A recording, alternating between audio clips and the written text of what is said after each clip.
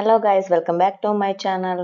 ముందుగా అయితే మనం ఇంట్లో అందరం దేవుడికి ఇలా కొబ్బరికాయను కొడుతూ ఉంటాం కదా, దానికి పీచు అనేది వస్తుంది కదా, వాటిని అంతటిని అయితే కలెక్ట్ చేసుకొని అయితే తీసి పెట్టుకోవాలన్నమాట. వీటితో మనకి చాలా మంచి మంచి టిప్స్ అయితే ఈ వీడియోలో అయితే మీతో షేర్ చేసుకుంటానన్నమాట. సో ఎక్కడ స్కిప్ చేయకుండా చూడండి.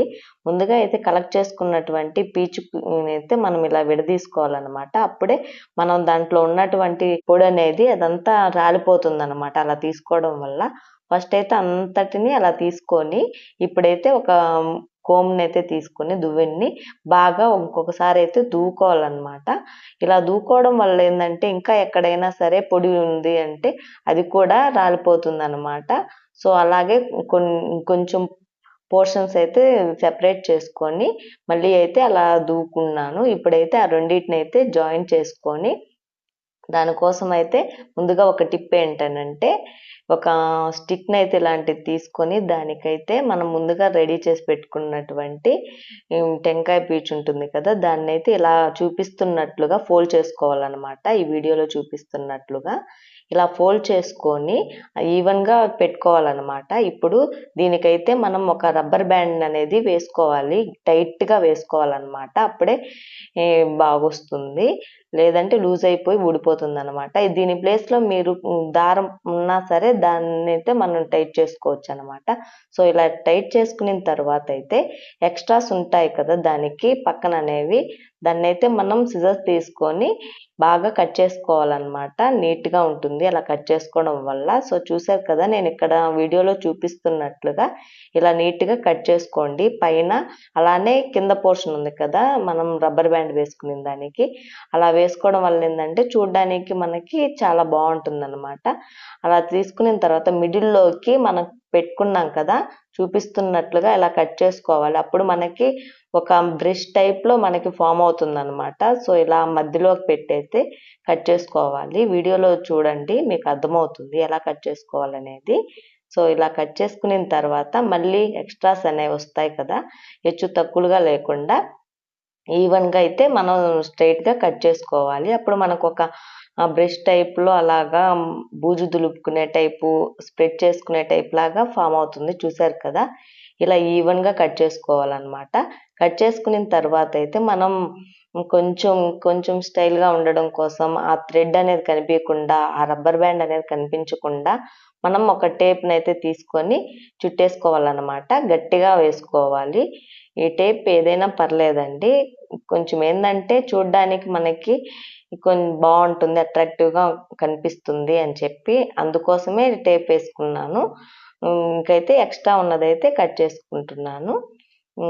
ఇలానే చేసుకోవాలని లేదండి, మేము ఒక నీకు ఐడియా కోసం అయితే చెప్తున్నాను. సో చూసారు కదా, ఇలా చేసుకోవడం వల్ల ఏంటంటే ముందు కంటే ఇప్పుడు కొంచెం చూడడానికి లుక్ అనేది బాగుంది కదా. సో ఇకైతే దీన్ని మనం డైలీ పూజ చేసుకుంటూ ఉంటాం కదా, అక్కడైతే చీపుర్లు అలాంటివి వాడలేం కదండి. సో మనం ఇలా తయారు చేసుకున్నామంటే ఆ దేవుడి గదిని శుభ్రం చేసుకోవడానికి, ఏదైనా డస్ట్ పడినా, బూజు దులిపినట్టుగా అట్లా చిన్నది ఏదైనా పడితే కొంచెం అది క్లీన్ చేసుకోవడానికి ఇదైతే మనకి యూస్ అవుతుంది అనమాట, ఇలా ప్రిపేర్ చేసుకోవడం వల్ల కొబ్బరికాయతోటి. సో అంతేకాకుండా ఇంకొకటి ఎక్స్ట్రాగా మనం ప్రిపేర్ చేసుకున్నాము అంటే గ్యాస్ మీద ఇలాగ ఏదైనా పడి ఉంటే దాన్నైనా క్లీన్ చేసుకోవడానికి ఉపయోగపడుతుంది. సో ఇంకొక నెక్స్ట్ టిప్ ఏంటనంటే ఇంకా రిమైనింగ్ మిగిలినటువంటి కొబ్బరి పీచునైతే మనం తీసుకొని ఇలా ఒకసారి విడదీసుకున్న తర్వాత ఈక్వల్ హైట్గా తీసుకున్నామంటే మనకి ప్రాసెస్ అనేది ఈజీగా ఉంటుంది. అలా తీసుకొని మనం పొట్టు అనేది రాలిపేసుకోవాలి. ఇలా దువ్విని తీసుకొని మనం బాగా దువ్వుకున్నామంటే పొట్టు అనేది రాలిపోతుంది అనమాట. సో చూసారు కదా, ఇలాగైతే చేసుకున్నామంటే పొట్టంతా అయితే రాలిపోయింది. అలాగే కింద ఉన్నటువంటి భాగంలో కూడా మనం అలా దువ్వుకోవాలన్నమాట. పొట్టంతా ఇప్పుడైతే మొత్తం పోయింది. ఒకసారి అయితే మనం కనిపిస్తున్నట్లుగా ఒక స్పూన్ అయితే తీసుకొని వెనక సైడ్ ఉంటుంది కదండి, స్పూన్కి చూపిస్తున్నట్లుగా వీడియోలో చూడండి, ఒకసారి మీకు అర్థమవుతుంది. దానికైతే మనం క్లీన్ చేసుకున్నటువంటి కొబ్బరి పీచు అనేది పెట్టుకోవాలన్నమాట. సో ఎంత కావాలనేది చూపిస్తున్నట్లుగా అంత పెట్టేసుకొని దీనికైతే మరలా టై చేసుకోవాలి. ముడి వేసుకుంటున్నాను నేనైతే రబ్బర్ బ్యాండ్ తోటి. మీరు ఒకవేళ దారం ఉన్నట్లయితే దారంతో అయినా సరే ఒకసారి ముడి వేసుకొని గట్టిగా ముడి వేసుకోవాలి, లేదంటే ఊడిపోతుంది. సో చూశారు కదా, నేనైతే రబ్బర్ బ్యాండ్ అంతటిని గట్టిగా అయితే ముడి అనేది వేసుకున్నాను అనమాట. సో టైట్గా వేసుకోవాలి చూపిస్తున్నట్లుగా, అప్పుడే బాగుంటుంది మనం యూస్ చేసుకునేటప్పుడు. సో ఇప్పుడైతే అలా వేసుకున్న తర్వాత మనకి ఎక్స్ట్రాస్ అనేవి చిందరబందరగా ఉన్నాయి కదండి సైడ్స్న, అలా లేకుండా మనమైతే నీట్గా క్లీన్గా అనేది కట్ చేసుకోవాలన్నమాట. పక్కన చుట్టుపక్కల ఉన్నటువంటి ఒక బ్రష్ టైప్లో మనకి ఫామ్ అవ్వాలన్నమాట. అలాగా కట్ చేసుకోవాలి. వీడియోలో చూస్తే మీకు క్లియర్గా అర్థమవుతుంది.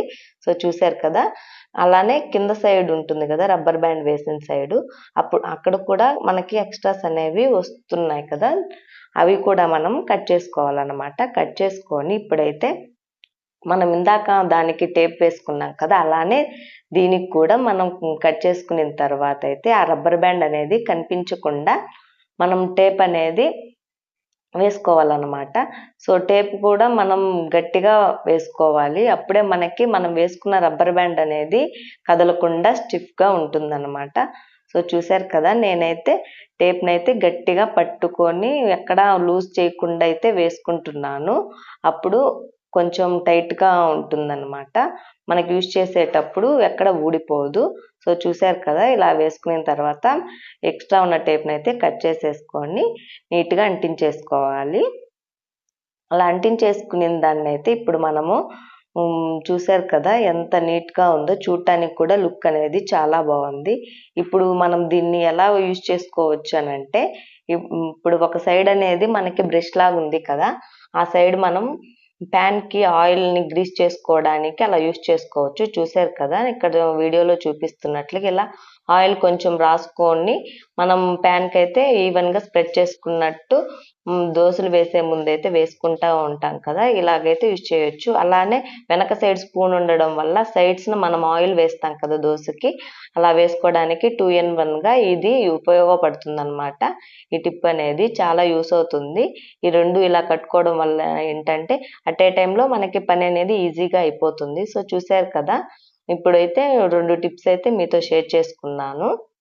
ఇకైతే థర్డ్ టిప్ ఏంటంటే, ఎక్స్ట్రాస్ ఇంకా మనకి మిగిలే ఉంది కదా కొబ్బరి పీచు అనేది, దాంతో మనం ఈ థర్డ్ టిప్లో ఏం చెప్తున్నామంటే, మనం ఇట్లా కొంచెం ఫోల్డ్ చేసుకున్నట్టు పెట్టుకున్నామంటే మనకి ఈ హోమ్ మేడ్ స్క్రబ్బర్ అనేది ఈజీగా తయారైపోతుంది. చూశారు కదా, ఇప్పుడైతే కొంచెం సోప్ తీసుకొని మనం గిన్నెల్ని ఈజీగా తోముకోవచ్చు అనమాట. మనం పాత రోజుల్లో మన అమ్మ వాళ్ళు ఇలాగే తోమేవాళ్ళు. మా ఇంట్లో అయితే ఇలాగే తోముకునేవాళ్ళం. నాకు ఊహ తెలిసిన తర్వాత కూడా ఇలానే యూజ్ చేసేవాళ్ళం మేము.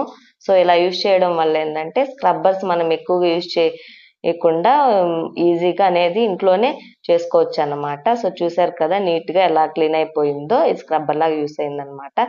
ఇలాంటి స్క్రబ్బర్స్ మనం యూజ్ చేస్తూ ఉంటాం కదా, అది 25 days కంటే ఎక్కువ వాడకూడదండి, వాడకండి ఇక నుంచి. సో ఇక ఇంకొక టిప్ ఏంటనంటే, లాస్ట్ అండ్ ఫైనల్గా, ఇప్పుడు మనం కలెక్ట్ చేసుకునేంత కొబ్బరి పీచు ఉంటుంది కదా, దానికి మనం కోమ్ చేసుకున్న తర్వాత పొడి అనేది కింద పడిపోయి ఉంటుంది కదా, ఆ పొడి అనేది మనకి యూస్ అవుతుందన్నమాట.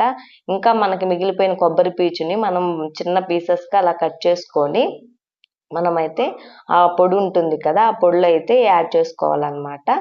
ఇది ఏంటంటే ఇలా యాడ్ చేసుకోవడం వల్ల మనకి కొన్ని బెనిఫిట్స్ ఉందన్నమాట. అది ఎక్కడ స్కిప్ చేయకుండా చూడండి, మీకు అర్థమవుతుంది. ఇలా పొడిలో మనం కలిపేసుకొని కొబ్బరి పీచుని బాగా ఒకసారి అయితే కలుపుకోవాలన్నమాట.